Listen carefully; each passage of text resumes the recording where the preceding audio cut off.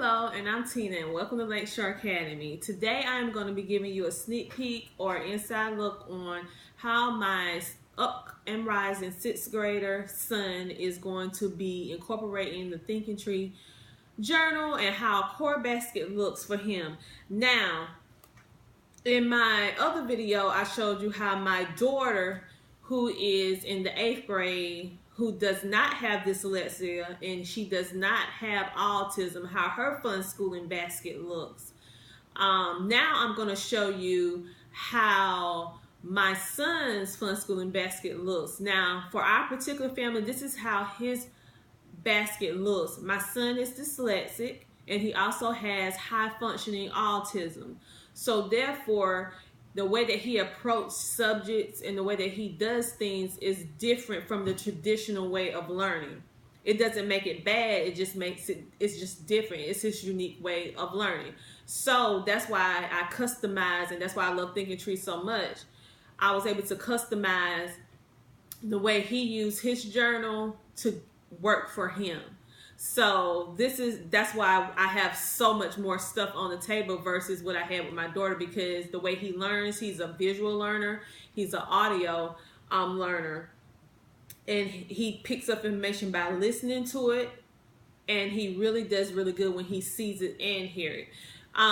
Although he does read and he reads very well, at this point he don't always understand everything that he's reading in detail as much as when he hears it and sees it. So I usually have both aspects of it so that he can get the full understanding of whatever is being taught at that particular time. So with him, we do a lot of read alouds, take turns acting out, reading and stuff like that, and audio books and videos, and interactive books. Okay, for my son, 6th grade, he's going to be in the 6th grade next year. He will be using this journal. This is the book or the core journal that he wants to use to hit all his core subjects. It's the Homeschooling Active Boys Do-It-Yourself Spring Journal. Now, we know this is not spring. That's why you have to do your homeschooling, Funschooling journal in the way that it fits your family. He likes this journal, so he's going to use this. And it's geared towards 60 days, but we're going to use it longer than 60 days. I don't know how long it will take us to complete this book. I am hoping we can complete it within the school year. However, I do have another journal that if and when he completes this, if he completes this during this school year, I have another journal just in case he can go ahead and use that journal as well. So this is a journal that he's going to be using. He's also going to be using the New World Translation of Holy Scriptures.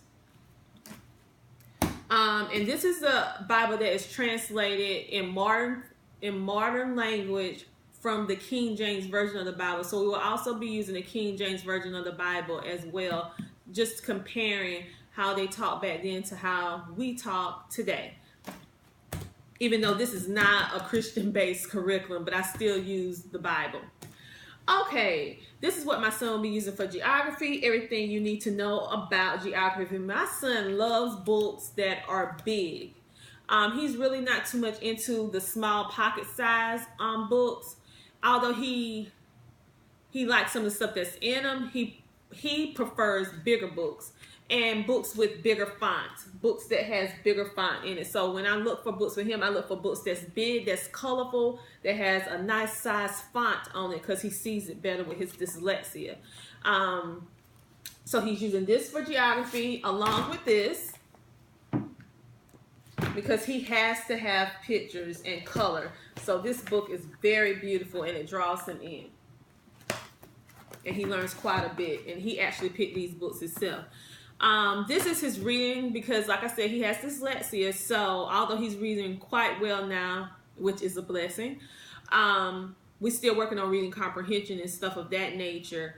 So I do have a book in particular for reading. This book has literature in it. It has reading. It has language arts. It has little mini connection stuff in it. It has a whole lot of different things in it. But I also have along with it, because I'm going to have him read this as well, but I'm also have the audio version of this book as well. So if he gets to one of those stories that he reads and he really don't understand that well, I'll like, well, pop in the audio and listen to it and follow along as the person is reading the book. Or he can just listen to it without even looking at the book. I let him have the choice because I like to have my children to be able to make choices in their educational process. So, and most of the time when your little child make a choice in how they want something to be introduced to them, they're more than likely going to do very well at it because they made the choice and they're going to take that extra effort to be successful at it. So therefore I have options for my child, especially when I understood how each individual child learns. So he has the audio version and the book, the hard copy. This is what my son will be using for history. He'll be using the Everything You Need to Know About World History book. Like I said, real big, nice and colorful, big font. He will also be using, like I said, he's an audio learner and a visual learner. So I have the audio book for social studies. It hits all those different various topics, civilization, biographies, and so forth of that nature, so he can actually listen to history. He also has the visual. I have him the U.S. History DVD. I also have Liberty Kids, the complete series that goes over all the history, and he actually likes this. He's like all of them. That's what he's going to be doing for history. For language arts, he's going to be doing Everything You Need to Know About English. You can see how big it is. He's also going to be using Level B Literature and Poetry Collection. So he'll be getting that in. And he also has the DVD on Grammar for All. He'll be hitting all his concepts. And he'll be able to see and hear it. Because that's the way he learns. So I also have that. And for science, he absolutely loves science. He don't need any help in science because he can actually teach me science. That's how good he is at science. And not just his grade level. I'm talking about like high school level science. The boy, he loves science. So, in particular, space and the galaxies and the stars and the nebula. And he can go on and on about it. So, I have him Schoolhouse Rock, Earth, which he already watched this several times, but he's gonna do it again. He has Everything You Need to Know About Science. He's gonna use this. He also has, he's into NASA. So I have a lot of different things that I have from NASA, posters and things of that nature, a bit binder that he's gonna be using. Even though this is geared towards little children, he loves National Geographic, and like I said, he's geared towards pictures and big font, so he just builds on it because he knows pretty much everything in this book, but he just builds on it, and he finds it entertaining. So he used that.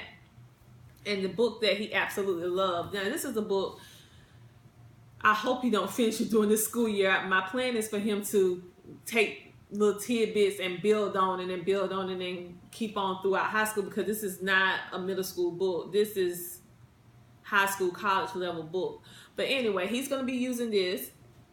And what I absolutely love about this book, and what he loves about it too, it has the QR links to it. So say, for example, you're studying about how liquids behave.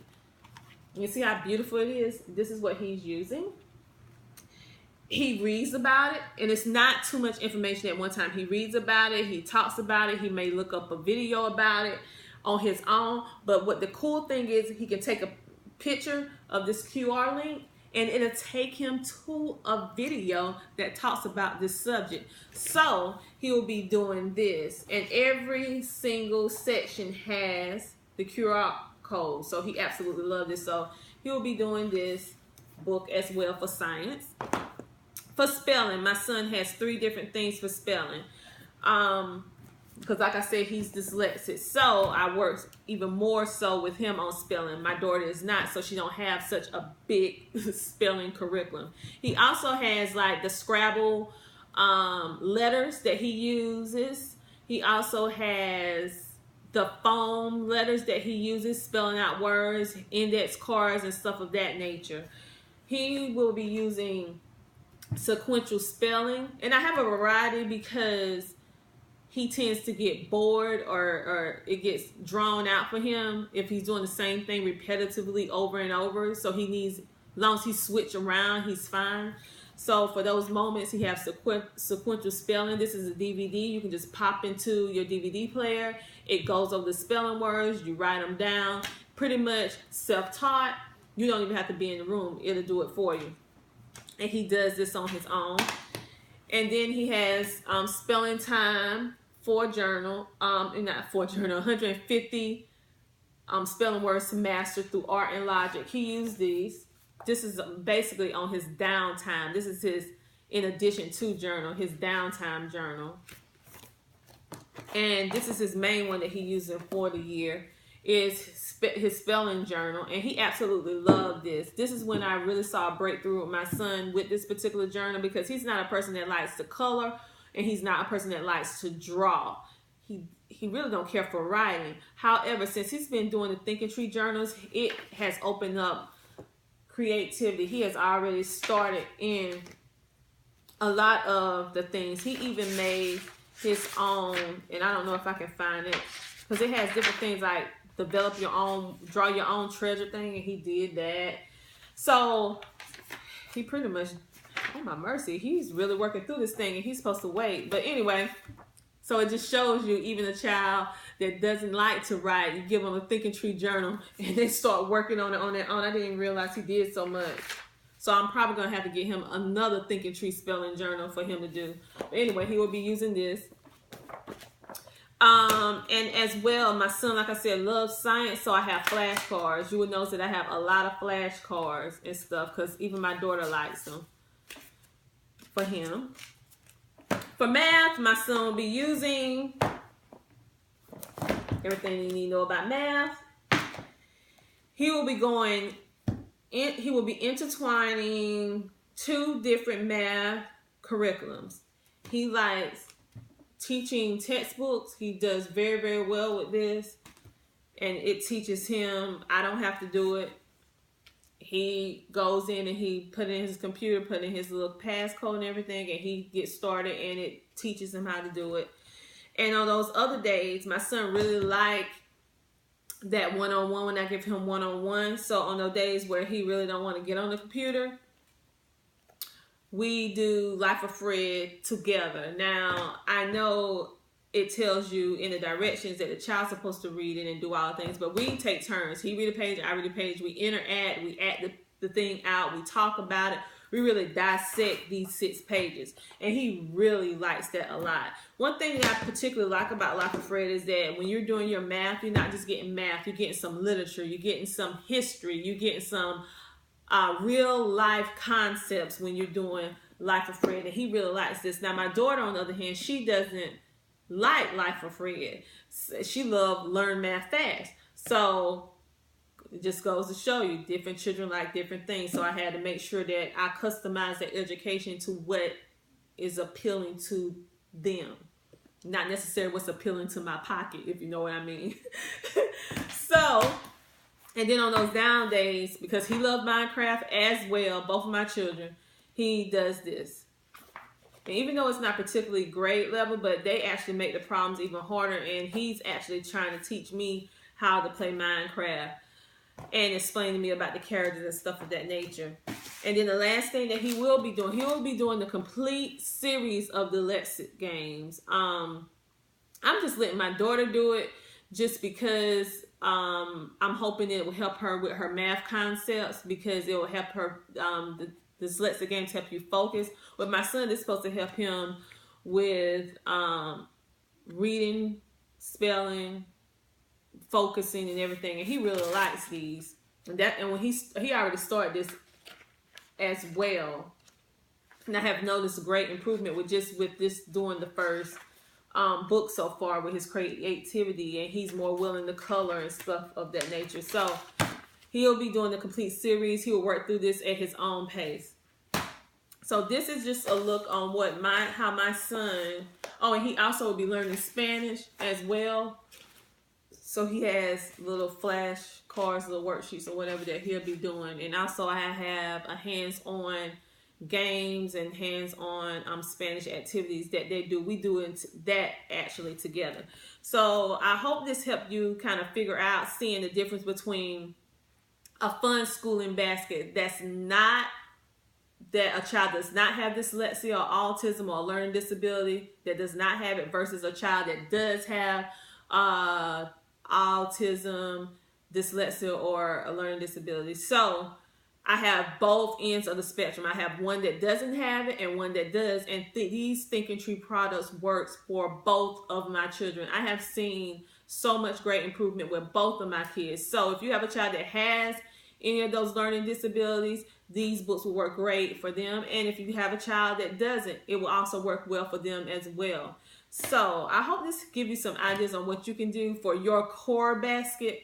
I'm going to be coming back with another video showing you how my children and I are going to do some of the other subjects like science and history and maybe my art basket. I may show you that as well. So again, this is Tina from Lakeshore Academy. I hope this helped you. Have a nice day. Bye.